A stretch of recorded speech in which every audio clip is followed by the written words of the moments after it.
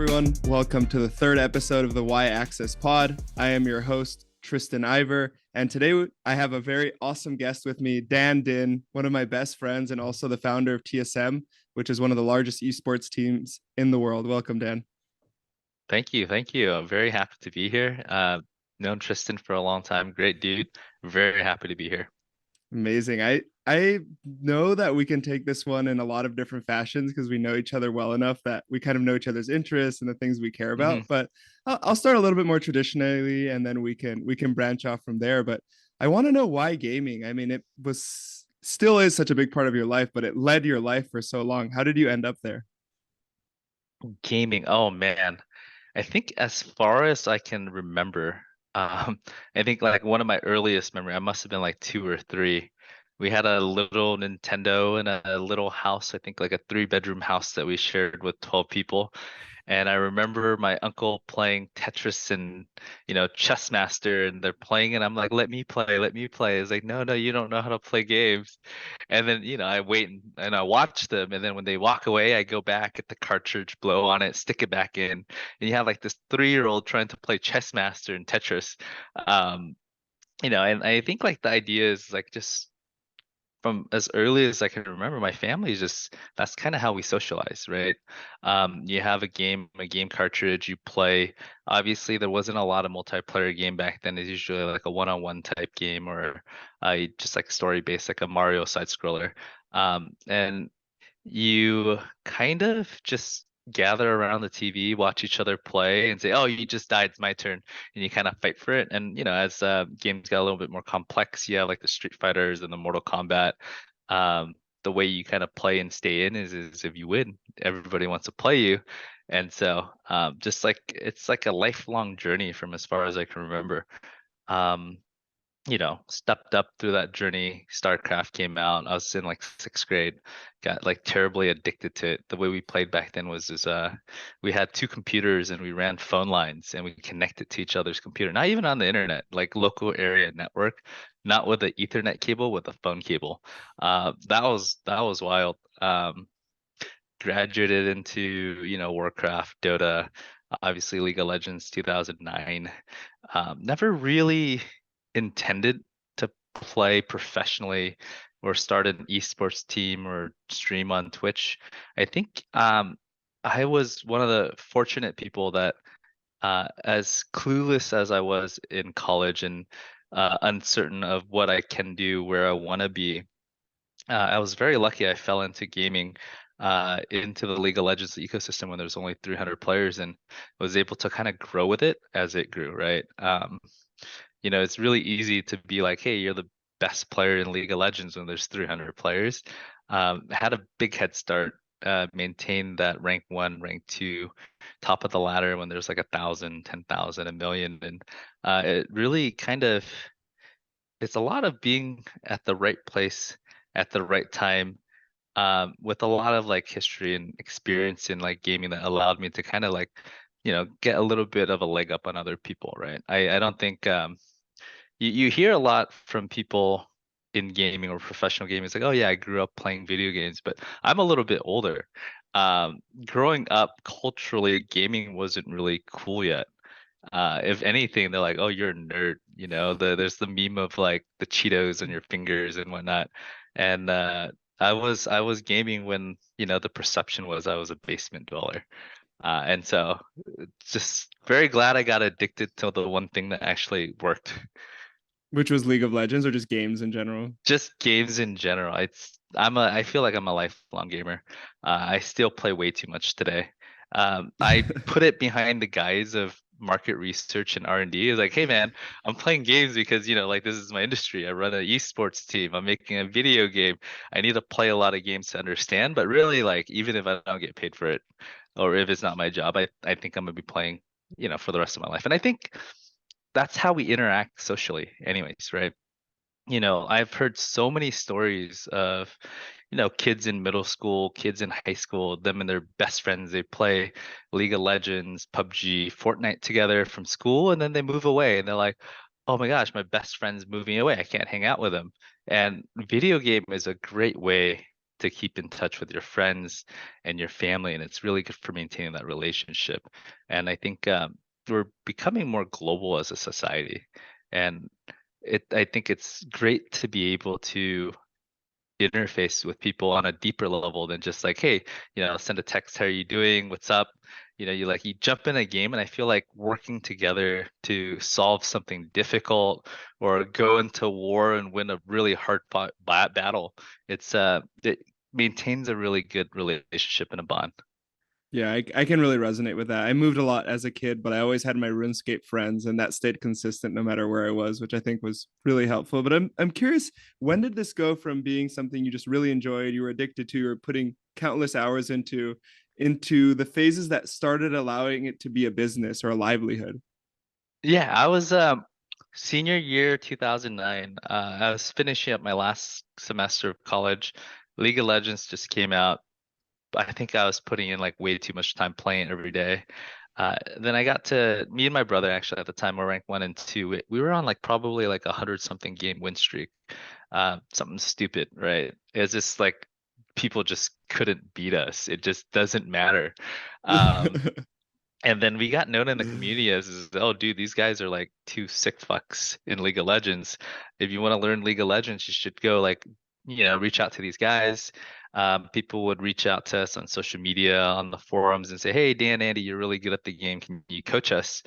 Um, like I started coaching people for like $5 an hour. And people were like, oh, wow, that's a good deal. I'm a kid, really wasn't making a lot of money. I'm doing things I enjoy anyways. And I was like, oh, $5 an hour is great. And then the demand started climbing, and I'm like, shit, I want to actually play games. I don't want to really coach for like 5 hours a day. Um, like these other guys, I'm turning away. It's like, well, I'll pay you $10 an hour. It's like I go back to the $5 guys. Like, hey man, these guys are paying me 10. I really only want to coach a couple, and they're like, oh, well, I'll pay you 10 too. And then I think after like a month, they went from like 5 to 10 to 15 to like 25. Started coaching League of Legends, and I'm like, still at $25 an hour. I don't want to coach that much. What's the best way to like, impart this knowledge to, the hundreds of people that ask me? And so I started a little blog, and I would go on once a day or once every couple of days, write a little blog article on, this is how you play the specific character. This is how you do the runes and masteries to optimize for your playstyle. This is the right mindset that you go into. And the reader and the viewership started climbing. Um, it went from I think a couple hundred readers the first day to a couple thousand to tens of thousands. And I'm like, oh wow, there's a lot of people reading this. Just kind of doing it as a service. And I thought, what happens if I put like an AdSense ad on it? I was like, oh wow, I just got like $4 today. What happens if I put 2 ads on it? I was like, oh, it just doubled to 8. And then, the AdSense, as I put more ads on it, I know like people hate ads, but as I put more ads and as the viewership grew, we went from $5 a day, $10 a day, 20. Eventually, we started on a website, just a basic Envision power boards for those of you that know like V boards and IVP. Um, and then we just kind of grew from there, a couple hundred to a couple thousand to a couple 100,000 to a couple million, and I think we're right around like the 10 million mark right now. And just kind of stumbled into it step by step, really building that business one step at a time, learning how to, get a domain name, set up servers. I think I got like a Fat Cow server. I don't know if you guys know Fat Cow back then. And then I did my own like server. I did my own like server admin. I like rented like a computer inside a data center, set up Linux, set up the load balancing on it, and ran a website. And I'm like this little kid, never done it before, but you know, um, you look ahead one step at a time, and you're like, okay, how do I make this better? How do I make it a better experience? How can I make the website support more people? How do I make it lag less? How can I make it so the people learn the content better?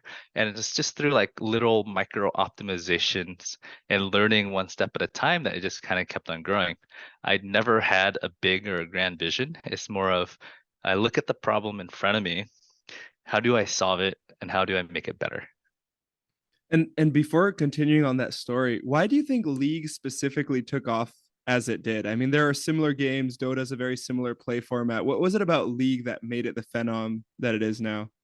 Yeah, so if you look at it at the time, we were doing actually market research just independently, not because we're building anything, just because we're really deep in the Dota community. At the time, there's already 22 million Dota All-Stars player. The matchmaking experience is bad. The way you find a game is you say, hey, let's go into custom map, and then you sort for Dota, and then you look at the tag or the title of the game. It's like 5v5 blind pick or like all random or all strength. And then you jump in a game and then you have these add-ons that look at people's pings and it's like, okay, this guy's ping is bad. I'm gonna leave. I don't want to play in this game. You jump in and out and then you play a game, you jump and you start and you get like 5 griefers and you're like, oh my gosh, this is stupid. And then you leave and you do it all over again. So while the mode was extremely popular and there's a huge and tremendous player base, like I think it was one of those things where in hindsight it was so obvious. You have this big genre, this big mod from a big game that just has a tremendous user base, but the matchmaking experience, the leaderboard experience, the social experience was so bad. um, like you needed to do basically absolutely nothing, and all you had to do is I'm gonna solve for lobby, I'm gonna solve for friends list, I'm gonna solve for matchmaking, and then you have, success. And you've seen that with League of Legends, and then you see that with Dota 2, right? Dota 2 is just basically copy paste of Dota 1 initially, and it still blew up. I think the other argument is like, hey, there was Han as well, and there was League of Legends. Why did Han die out in League of Legends? I didn't look too deep into it, but um, I felt like League of Legends, the way the art and the playstyle, it's people say it's dumbed down, but it's changed. So I felt like it was more accessible to newer players. Because any type of MOBA, right? I think one of the hardest things is, hey, how do you onboard yourself to this genre? It's super, super hardcore. The depth of knowledge to start, even as a beginner, is really high. And I think for Han, it was even higher. And for Dota, you're specifically just siphoning off of existing Dota players. So it wasn't that big of a leap. Got it. That makes a ton of sense. So interesting how something small like that, well, what seems small in retrospect could make one of the largest games in the world. And so you guys started getting all these views on your blog. You started having all these people coming in. You were getting ad revenue for the first time. You were still in college at this time, is that right? I was in college last semester. Andy he had just dropped out of high school and finished his GED, and he's taking college classes at a community college. And how did it roll out from there? What it's crazy because you went from having this website that a lot of people are looking at and finding interesting to having a multi-$100 million esports team. I know there's years of work in that intermission, but how Yeah, how does that process start? Like, how do you even go from the website to that? yeah, well, I'll break it down. First, it was a blog. It was making like $100 a day. Not really significant, right? You extrapolate it over a year, that's like 30K. You're not going to survive two people off 30K. And then there's like server costs and whatnot. And it's not that exciting. What happened is we started the website. The website grew to hundreds of thousands of viewers. And then Andy had this idea of, hey, I'm gonna hire somebody and I'm gonna do a user-generated guide content platform. You create like a system to help streamline for other people to make guides. Because I think at the time it was just me and Andy writing 100% of the guide, and then we hit up our friends that are really good. It's like, hey man, can you write a guide for us as a favor? We're like, hey, I'll pay you $50 if you write a guide for us on our website. And then we still did that, but we created a platform that allowed and made it easier for people to create guides. So what we did was like, hey, what's a skeleton and what's a process to making a guide? What do people care about? And then we streamlined that process, and then we went out and talked to like people that are really good at specific champions or like other people that are like pro level and say, hey, I've removed every single process. I just have somebody that interviews you. You talk to somebody for 30 minutes and you make a guide. And so we can kind of condense that structure and automated it and put it into a website so anybody can make a website. And all we needed to worry about was, let's look at the guides that people make. Let's have a rating system, sort of like Reddit, where if there's a good guide, people can vote it up and it floats to the top. And so it's more about making it easy for people to create content and finding a system that makes it so good content surfaces. And that grew it from a couple 100,000 users per month to a couple million. We didn't really realize we struck gold until I think on AdSense we're making like 5,000 a month by then. And we weren't experienced. We weren't really optimizing it in hindsight. Knowing what I know now, that should have been like 20, 30,000 a month, right? Um, what ended up happening was we had an inbound from a company called Area Games at the time. They reached out to us and said, "Hey, we're releasing a game soon. We want to buy out ads on the front page of your website for a month. We're willing to pay you $30,000." And we're like, "Holy shit!" Like I think Andy was 17 at the time, and he was taking a call with this guy, like a business guy, saying, "Hey, we want to buy ads on your website." I think 30K for a 17-year-old that had $2,000 in his bank account at the time. It's kind of mind blowing. I remember him taking we have like alcohol around the house, and so he took a shot of whiskey, he like drinks it, and then he like continues the call, uh, and we're like, holy shit, we're onto something. Um, and it just kind of kept on growing from there. Like how do we make better guides? How do you make systems that are better? The website evolved from user generated guides to basically systems generated guides. Over time, we went from just us writing guides to public writing guides, and we supplement that with like 50 content creators. It's like, hey, we're gonna hire a content manager. He's gonna manage 50 content creators to make sure that there's always good guides that are coming in. And it became pretty complex in terms of like managing humans. Man, this sounds kind of bad with like the AI conversation, but um, right around like 2012, 2013, we had this idea of what would happen if all we care about are really good players or professional players, and then we look at them and see what they do. Let's cut out the bullshit and just dig down. Okay. People care about runes and masteries. They care about skilling up in what order, at what part of the game, and they care about the build orders of the item. Like what items do I build first, and what should my end game item build look like? And so we just made 200 League of Legends account, made 200 virtual machines on Linux, and then we just go in. And what we did is we had a database of like, here's the best like 10,000 players. What are they doing? And then we just basically use a bot to look up their profile on schedule every like hour and say, what are they doing? We take this and we condense it down and we make a database of you sort by the champions you want to play. These are the best players playing this champion today, right now, and this is what they're doing. And so all you do is you look at it, you glance at it, it's like, okay, cool. 30 seconds, I kind of know what I want to do in this game. And it blew up. We had a couple million users on the website too. And over time, it was called Pro Builds at the time. We continued to buy more websites. We bought champion.gg. That was like a match data aggregator to say, hey, I want to look at more than just professional players. I want to look at everybody.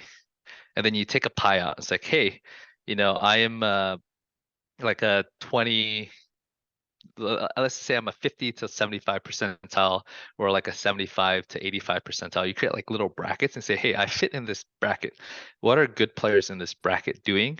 And what wins in this bracket? And so we're getting more like statistically relevant data to people's skill level. And so people can dive a little bit deeper.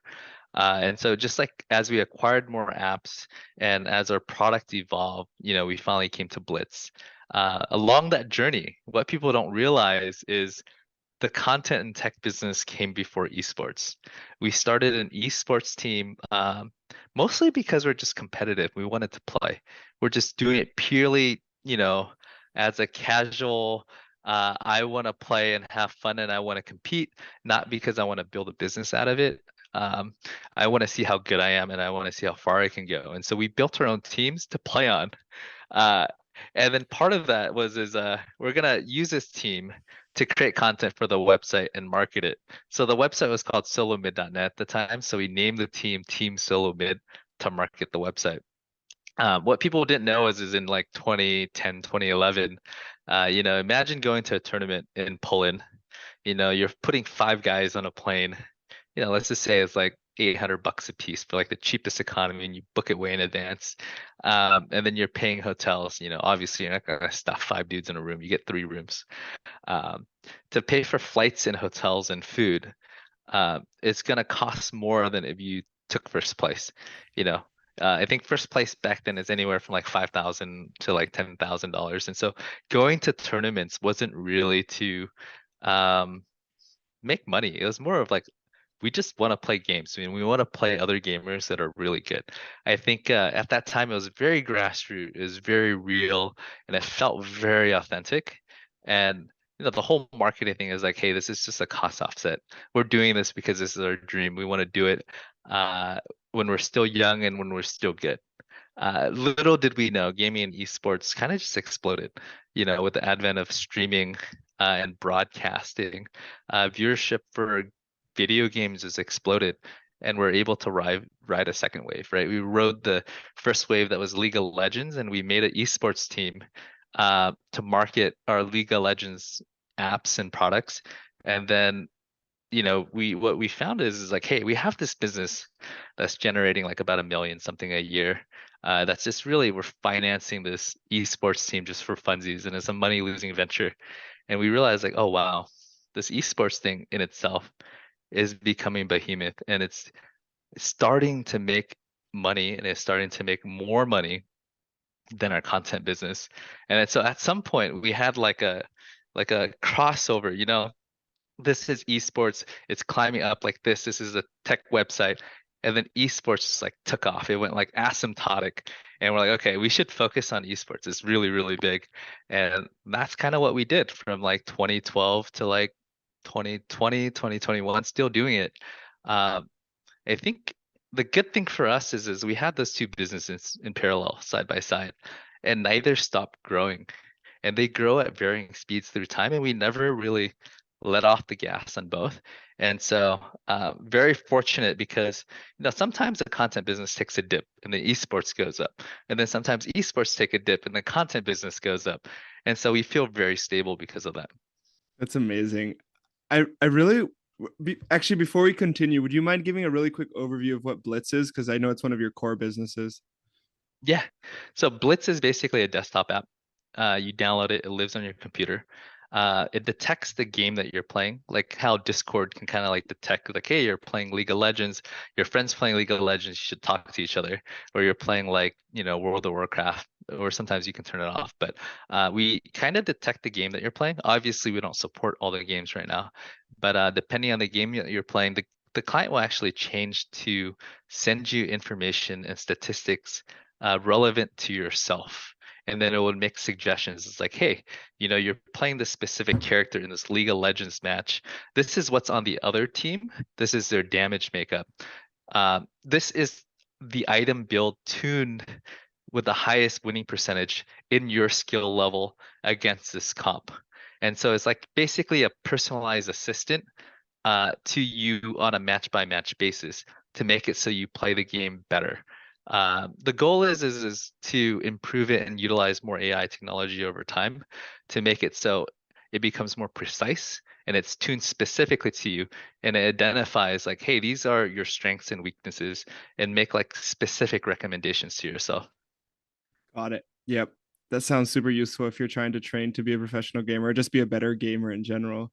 I know that after about 10 years of grinding, or I don't know exactly the amount of years, you decided to take a step back and be a high level strategic advisor and sort of take care of like high level duties, but left the day to day to Andy. What drove that decision for you? What was the catalyst there? So I think for the longest time I was a CTO, COO, CFO, CMO, general counsel for the company, and I was a little burnt out. I was just basically, you're in a startup company, I think with 12 people. I think at the time, when I was running day to day, basically every aspect of the company, it got to as high as like about 25 people, and I'm like, okay. I remember walking into the office one day, and a couple of people came and said hi to me, and I got their two names flipped. I'm like, oh man, this is the first time in the history of the company that I got somebody's name wrong. And it was getting to the point where running and operating the company at that specific size was still doable, but I saw that it was gonna get to a point where I was gonna have more and more of that, where I'm gonna see faces that I don't recognize, and I don't know everybody on a first name basis, and I'm not doing that the personal review for every single person in the company anymore. Um, and so I realized right around then that it's like I do great in small teams or like a company like no bigger than 50. And I think we're on a trajectory at the time. We just like broke 50. And then we got to like 100 the next year, then 200 the year after that. And I'm like, okay, I see where this is headed. Um, I think my core strength is in a smaller team. And I think at that time, I was just ready to take like a little break. And so I stepped back in 2019, right before the pandemic. And I moved to basically a non-operating president role and just worked on the board. Um, and just kind of oversaw things from there. And it was more of just like a personal thing. I like smaller companies. I Mhm. like starting things and like seeing it grow. And I think once you get to a certain size, it organically just kind of grows. It's like a snowball. It rolls down the hill. You don't have to push it anymore. It just rolls and it gets bigger. Sometimes it hits like the face of the mountain, it stops. But sometimes it keeps on rolling, it gets bigger. But it feels out of your control. You push the gas on the pedal as hard as you can. It won't go faster sometimes. Sometimes you pull your feet off and like it doesn't break. And so I think at that juncture, I felt uh, I didn't feel in control. So I was like, the best way is like, all right, let's come to terms with it. And you had built this team up to that point, and you went from a solo entrepreneur, then an entrepreneur with your brother, and you guys built all of this out. Are there any core takeaways from your time in all these roles throughout the company around just team building and things that stuck with you that you will repeat going forward if you ever do another company? Yeah, I think the core thing that I learned is build things that people want, do things that you enjoy, because if you do things that you enjoy or your team enjoys, you're kind of always working but not working. You know, you have that like lightning in a bottle moment just randomly at dinner or just sitting by the pool or just doing random things, and it's like, oh my gosh, that's great. When you do things that you like, it's kind of always on your mind. I don't know if it's a good thing or a bad thing, but for productivity, it's amazing. You know, it's because sometimes inspiration comes at like the unlikeliness of moments. And so I would say if you have the privilege to do things that you like, um, it's a lot easier. Do things that you enjoy and you like, and always look for mini improvements. Like, hey, how can I do this little thing better? I think it's just being a little critical of yourself and be open. Well, I think it's kind of hard to describe, but usually people that are really critical of themselves, they like, okay, I thought this through. I know what I'm doing. I'm not going to listen to other people's opinion. I think what you need to do is you need to be critical of with yourself, but you need to validate too. Check in, have other people check in. It's like, hey, what do you think of this? Because we have in a lot of situations where it's like, hey, we thought of every scenario. This is the right path. You just head down the path. People come in and say, hey, have you thought of this? It's like, no, don't worry. I know what I'm doing. And then you just keep on going forward. And then you go and you like look to the side and you're like, huh, it looks way better over there. But to get over there, I have to go backwards. And then you just go forward. I think to save yourself some time from going too deep than having to go backwards, um, you know, take your time or like once in a while, just check in, like check in with your team. Make sure you hear some feedback. I think it's good to always be on the same. So in professional gaming, there's one thing that we talk about a lot in team fights, right? It's better that everybody makes the same wrong decision together in a team fight and go forward and charge through than to have five different opinions because you're just going to get crushed. And so, what I think a good compromise to that is like, hey, we're going to charge forward together, but every once in a while we're going to check in and say, hey, let's assess the situation. That makes a lot of sense. Yeah, this is good advice for me as well because we're still at that 12 person stage right now, but I could easily see that snowballing into a larger team as we grow. I know that you're now quite a prolific investor, and I'd be curious to hear a little bit about how that started as a thing for you, what was interesting for you in that field, and then maybe what takeaways from building the company you carry with you now when you do invest in things. Yeah, I came into a little bit of liquidity and I'm like, okay, this is pointless. I kind of don't want to just sitting there. Like what's the best way to deploy it? Obviously, if you just want to do it easy, set and forget it, then you just stick into the stock market and say, hey, I'm gonna take my 11%. I think at the time, what I really care about was is I wanted to invest in things that's interesting and I wanted to invest in relationships. And so I was really just looking for founders that I really like, that that fits with my I don't know the word to describe it, but I think the young kids call it vibes. Right? Yeah. I found people that had good vibes, that were smart, that I knew were strong executors, and I was like, okay, I just believe in this guy and I believe in the story that he's saying, um, and I'm gonna back him. And I had this idea right around 2018 where the general framework for the way I thought about is I see so many talented people at big companies that is just so locked in place by politics. They know things that are best for the companies, but they can't get it done inside the company. And I see innovation stagnating at big companies. And what's going to happen is a lot of these guys are going to recognize that problem. They're going to pick up and go. And so anytime I find somebody that fits into that framework, like a smart, young, talented guy identifies a problem that can't solve as an existing company, and he says, "Hey, I want to leave this and build a product." I'm like, "I'm gonna back you because this company needs this product. If you can build this far enough, you can actually just go back and say, 'Hey, big company, I solved this. I can save you like 100 million a year, or I can make you $100 million a year. Buy me.'" And so that was like a core part of my investment thesis early on. The second thing is I had a little bit of a thesis on basically content generation, likeness. Um, wasn't really thinking like AI, but was thinking of like we were working in basically the content management or like the agency space. And what you have is let's just say you pick up an esports player. They had 100 followers. You bring them in, you slap TSM on them, and then you say, hey, we back this person. The brand backs this person. We're going to help this person grow, and we're going to benefit from that. What you see is you grow this person with 100 followers. Now he's at 10,000, 100,000, a million, 5 million. You actually only benefit for the duration of that contract that he's under you, which usually lasts like 3 to 5 years. What happens after 5 years? It becomes like, hey, free agency. It resets to market rate. And even actually before agency, they're like, hey, I have 5 million followers. Why are you underpaying me? Like a lot of times talent don't understand that, for every 5 million follower success, there's another like 10 people that never takes off that we sink money into. And so there needs to be a balancing act. And so there's always that feeling of this company is ripping me off. They're taking a big chunk of my money. But the reality is we think of it as like a pool of talent. We got to build everybody up. Sometimes you win big on this one, sometimes you lose big on this one. And I was like, okay, there's got to be a better way.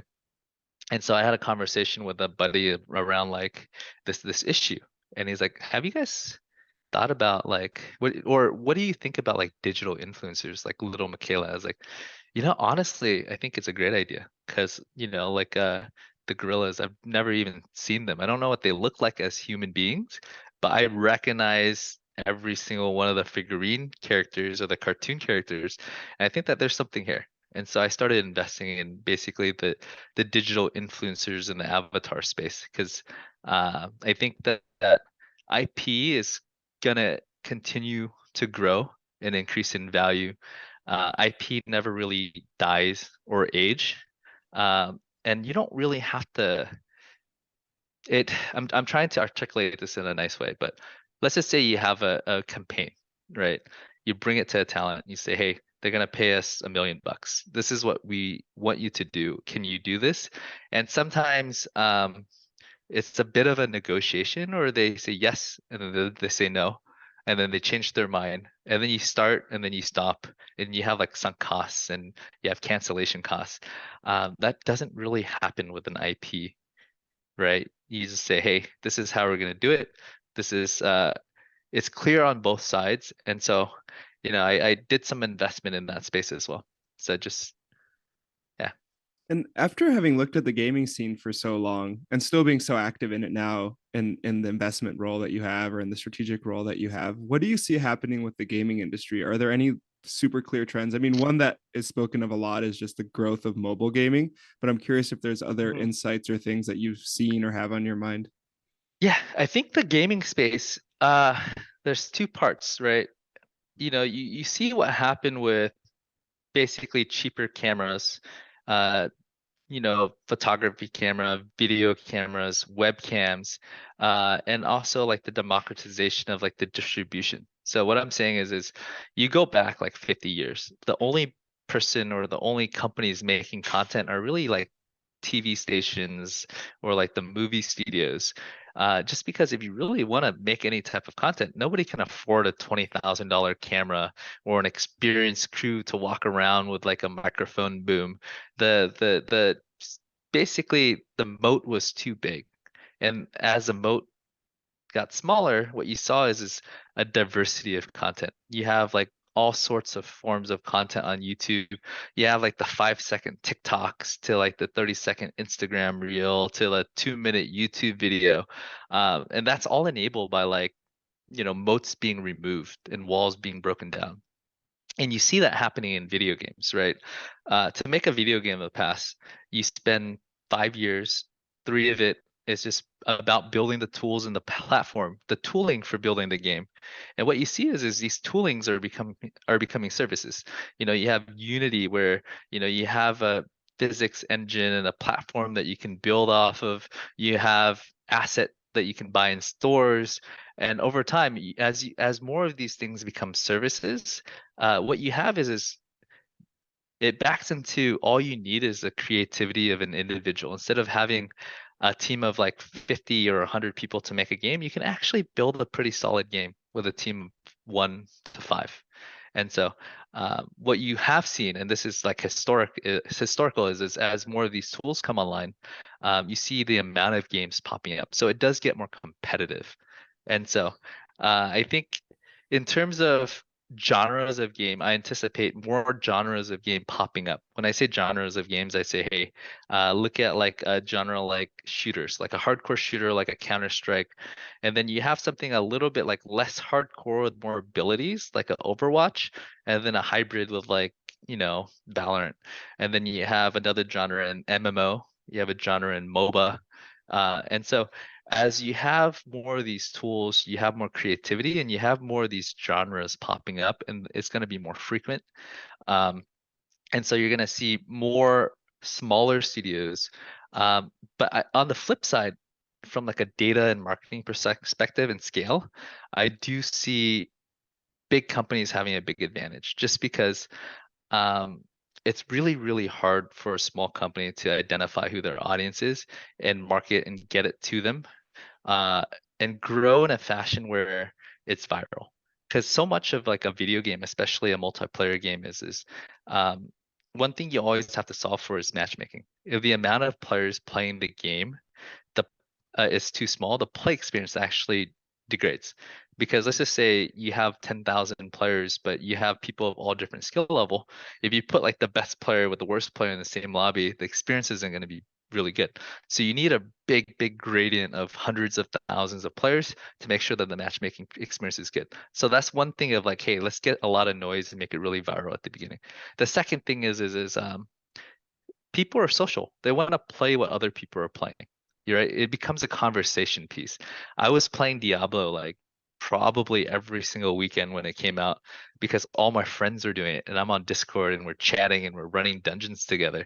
And as that fizzles out, I have less of a pool to pull me back in the game. I'm still playing it, but you want games that are conversational, that your friends are playing, and then that becomes like another anchor for a conversation. And so like smaller studios are going to have problems with that. And so while you have more creativity, I think with the advantages in data and user acquisitions, it's building up another moat for like big game studio. Super interesting. So the mode is shifting from the actual game creation to the distribution of the Yeah. game and marketing of the game. Really curious to see how that plays out. And since this is a crypto podcast to some degree, I work in crypto, I work in blockchain. I'd love to hear a little bit about how you think about crypto and blockchain and what compelled you to want to build a Web3 game in the first place. Yeah, I think well, some disclosure, some facts. I am building a Web3 game. The concept is it's sort of like a top-down battle royale, extraction base. You know, I get asked, how did you get to that? Uh, I looked at so many different types of games and so many different types of genre, and I thought, what really fits into Web3? And a big element of that is like the economics or the value of the digital asset and how it can exchange hands inside a video game. And I kind of eliminated a couple of the games just because, I thought about what does it look like if we have chess? Like can you like create some type of gaming platform that rewards people that are good? Maybe you can like, create like matches as NFTs. You know how people reference like the greats in their match against each others. And I thought it's like, oh man, I can't do this just because cheating is so prevalent in chess. And I thought, what other games where cheating is really prevalent, especially if you have something that's high stakes, right? If you're playing a game where you're like, hey, I wager $5 against you, but the guy on the other end, he's like, oh shit, I have a script or I have a map hack or I have an aimbot, you know, you're hyper incentivized to cheat for economic rewards. And so I went in, I dug in, I was like, oh, it's too expensive to make a hardcore shooters and to manage the anti-cheat on that. I think big companies spend like upwards of like $50 million a year, or I don't know a year, but just to build out the anti-cheat is like 50 plus million. And I'm like, there's no way. I can't do a hardcore shooter. Imagine you go in a game, you're carrying this sick ass legendary gun, and this guy has like a cheap ass like sniper rifle. He scopes one shot you in the head, you die, you drop it, he picks it up, he dips out. It's just it doesn't feel as bad if you know that there's competitive integrity, but it's really really hard to uphold. And that's something I'm like, okay, let's build a game and tune the game specifically to address this, especially if we want to introduce uh, economic risk and reward in a competitive match. And so we kind of settled into like, hey, what does it look like if we do like a time-based, anticipation-based, like skill-based type game where it's not like a twitch reflex, but you're like, okay, I think this guy is going to move in the direction. I'm going to aim in the direction. He's going to walk into it, that type of thing. Or I'm going to unleash my ability and then queue up my team to follow on and like stun lock this person. And it's more about like timing and execution versus just flick. I'm gonna snap to his head, shoot him, he dies. And so what we're doing is like a time-based, reload-based. Imagine like Brawl Stars where you have like a recharge on the abilities that you have, and skill shots based, sort of like in Brawl Stars and League of Legends too. And you're roaming around in a map, and the goal is there's many things you can do. You can say, hey, I want to act as a scavenger. You go through the map, you load in with a pickaxe, you go look for ores. You're like, hey, I want to gather like wood or whatnot, resource, because there's going to be a meta game outside of the game where you can accumulate and build other things. And maybe you say, hey, I want to go in and I want to run and gun and find people and kill them. And so you tune your character to the playstyle that you want, and you choose the risk and reward that you want to take on at the beginning of every match. So as a player, you say, hey, I'm gonna go in with this legendary spear or this legendary hammer or an epic sword. You choose what you want to risk, because every single type of item that you equip into enhances your gameplay. But the caveat is you risk losing it. And so imagine like going into like a RuneScape wilderness and you're looking for resources and you're looking for people to kill to take their gear. And so people can say, hey, I'm gonna go in with cheapo gear, but I'm gonna jump people. I'm gonna die most of the time, but that one time I get that jump is gonna feel real good. So it's gonna make up for that 5 times that I jump and failed. Nice. Yeah, that sounds like a lot of fun. What's the timeline on that right now? What stage of development are you guys in? So we just finished building the platform.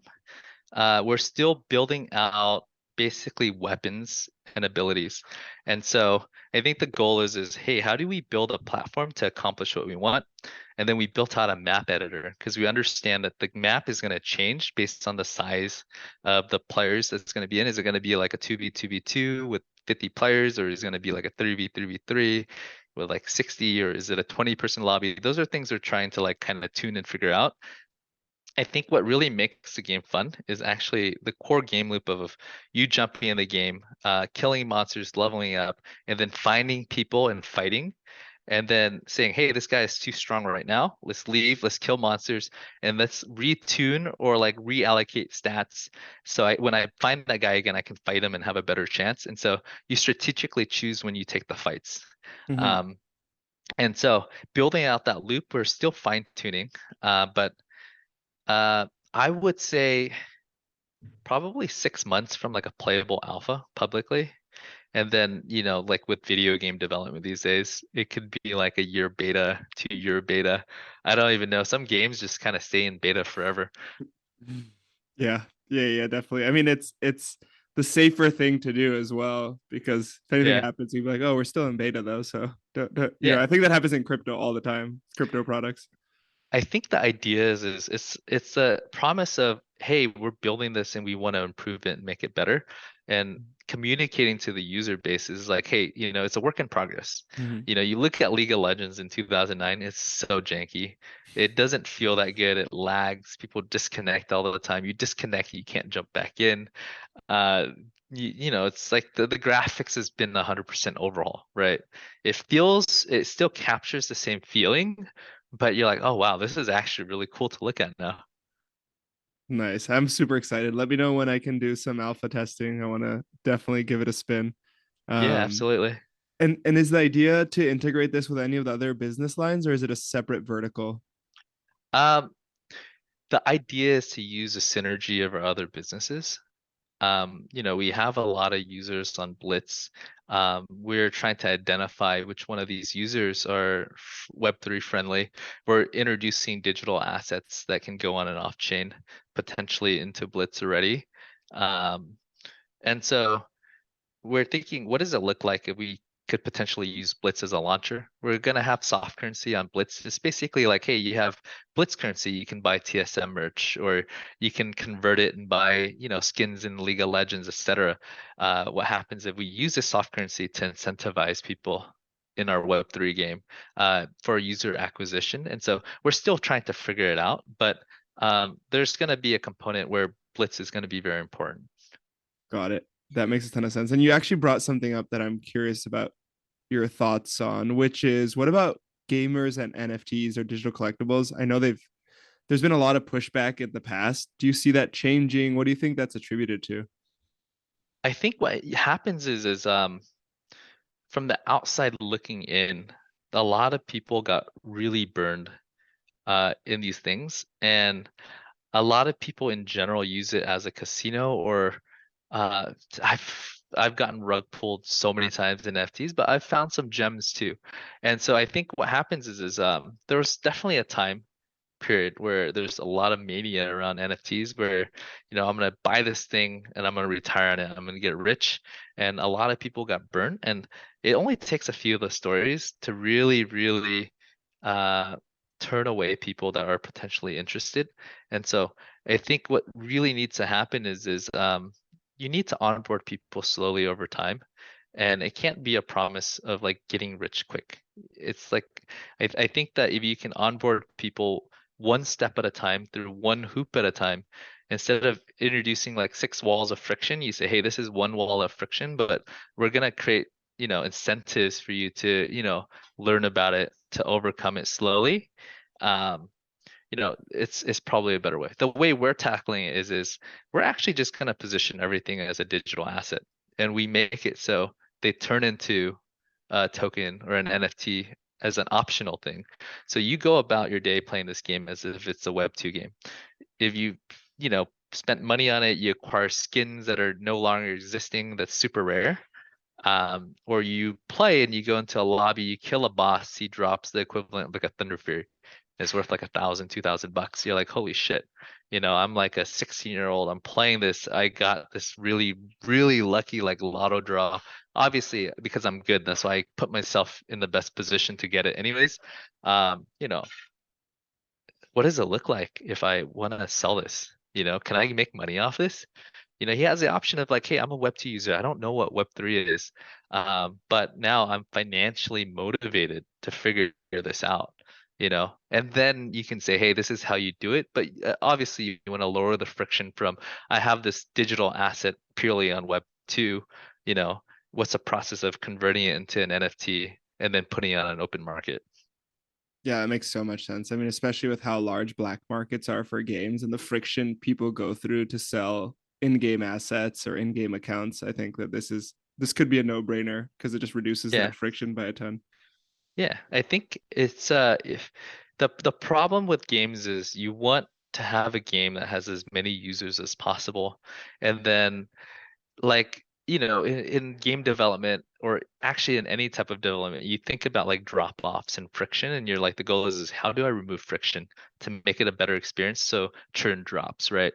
I think there's a lot of friction right now in Web3 gaming, and I think that to go from full Web2 game to 100% on-chain, that leap is too big. What you need to do is you need to onboard people one step at a time.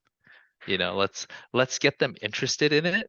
Let's get them incentivized to learn about it and let them onboard themselves one step at a time. 100%. I think in general, that's something that we need to do for this industry as a whole, rather than even just gaming. Is I think a lot of the problems we see is people try and force others deep into the crypto rabbit hole immediately without trying to figure Yeah, out intermediary steps for them to be able to understand what's going on. And yeah, it's a kind of shitty thing. I'm gonna have like a couple more questions. They're a bit more personal. I mean, one thing I'm really curious about, and I know we've talked about this a little bit before, is that you were sort of at the top of your game at this industry, which is one of the fastest growing industries in the world. You were able to find a lot of success. You were able to really plug into that world, but also you're one of the happiest people that I know. And I think that that isn't always the case with people who have or are in roles that you're in. And I'm curious how you've been able to create that connection between still staying at that high level on the work front, on the business front, but also have that sort of happiness and well-being with what you do on your day-to-day life. yeah. I think it just comes back to gratefulness. Um, I think I have a lot of peers where, uh, and I'm not saying this is right or wrong, but the mindset is I got here because these are the things I did and I worked 100% for it. There's no luck involved. I think it's recognize how lucky I am and being grateful for that. And I'm always like looking and saying, oh man, I can't believe I got here. I can't believe the millions of things that has to like fall in place perfectly for me to have gotten here. There's millions of people in this world that can only dream to be in this position, and I stumbled upon it. It's like, sometimes I feel a little bit undeserving, Hmm. and so I'm truly just grateful. And so, uh, if you take half of it away, I wouldn't be upset. Got it. I can totally see how that would put you in the mindset of not always needing to be, I need more, I need more, I need to be on top of this, I need to do the best investment, I need to make the most money. Yeah. And I think we got here because we did things that we loved. We didn't play in tournaments to win $1 million. We played in tournaments and lost 1,000, $2,000 every time just on traveling costs because we wanted to play, we wanted to compete. We did it for the spirit of competition, and the money just kind of came in organically, and it was just icing. I would have still competed if the prize pool never grew to a million or 20 million. It's we were just very fortunate that it headed in that direction. Yeah. Well, fortunate and also you guys positioned yourselves to be in the right place as the growth of something happened, or a tremendous growth of something happened. And sort of leading on to that, there's obviously this component that you're saying, which is the luck component, things lining up as they did for you guys with the moments in time that you guys were working on those things. But what are things you think that you controlled throughout this process that might be helpful for others to think about or know if they're on similar journeys themselves?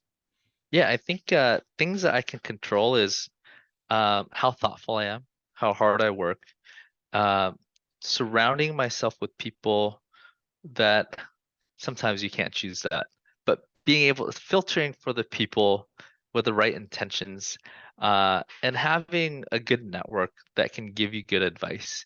I would say seek out a mentor. Find somebody that's done it or has done something adjacent, somebody that you trust that has good advice, because you can save so much time. There's everything that you've done, well, not everything. Usually like 70, 80% of your journey, somebody's done a piece of it, right? And then you're innovating on like a 10, 20%, and then it snowballs and it becomes even bigger. But early on the journey, there's just so many things that you need to do that are critical to a business that somebody just knows all your pitfalls that can be very helpful. And so I think very early on, I was too embarrassed to ask for help. Uh, people put me on a pedestal in terms of, oh wow, you did this thing, it's so great. And I'm like, fuck, I feel like an imposter. And I don't really want to admit to them that I'm an imposter. I don't know all these things. So I had to go and figure it out myself. I think what I should have done is like, hey, I got here and there's all these things that made it possible, but I actually don't know these specific things. And it'd be really nice if you can break it down for me. Noted and noted. And my final question for you, Dan, is what is or are some indie games that you've tried that you've found fun that you can recommend? And what is or are your favorite anime shows? Oh man, indie games. I'm a pleb right now. I haven't been playing too many indie games. The problem is I was playing Dark and Darker and I really loved it, and then Tarkov. But then they blew up. They became really viral, so they're not really indie anymore. Uh Okay, fair enough. Fair enough. yeah, I think in the true sense of indie, I'm a mainstream like pleb. Well, your Yeah. game, I guess testing out your own game is kind of indie, Yeah. huh? My game's pretty indie. I really like Slay the Spire. It's a little bit more indie, it's a little more dated, but they've really tuned it over time and they release more classes. That's if you like roguelike, that one's really good.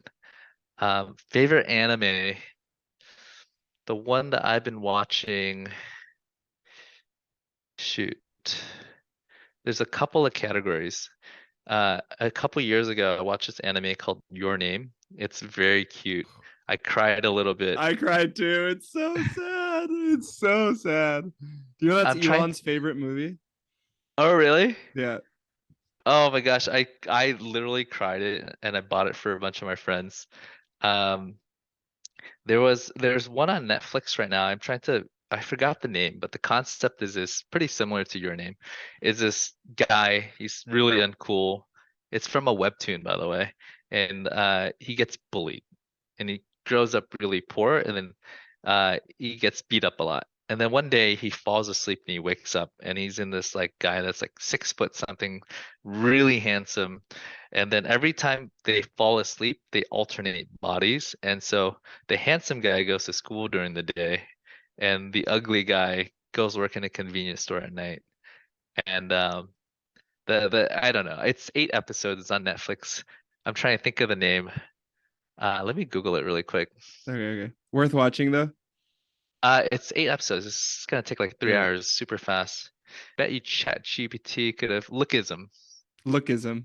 Oh, Yeah. I've seen it on Netflix. I've seen it. Oh, Okay, you? Lookism. I haven't watched it, but I've seen it show up on on Netflix. Yeah. I was surprised that I liked it. It's usually not in a category that I like. Mhm. Um, and like I like the basic stuff, like your Full Metal Alchemist, Hunter x Hunter, that type of stuff. Yeah, same here. Well, thank you so much for coming on, Dan. This has been great. Yeah, awesome.